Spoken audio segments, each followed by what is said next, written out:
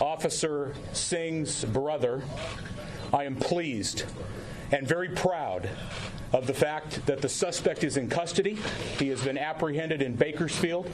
He was safely taken into custody earlier today by teams from the Kern County Sheriff's Office and many other law enforcement agencies who have helped us relentlessly pursue this suspect in pursuit of justice.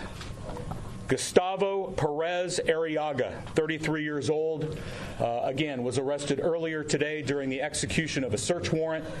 He was found at a residence in the Bakersfield, Kern County area, and we'll get into the specifics of that.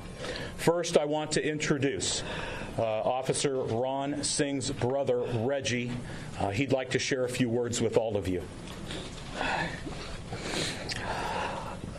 Please bear with me. This is not easy for me. Ronil Singh was my older brother. Yes, he's not coming back, but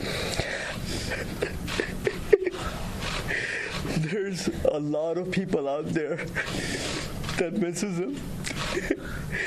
And a lot of law enforcement people that I don't know that work days and nights to make this happen. I'd like to thank you from the bottom of my heart to make this happen.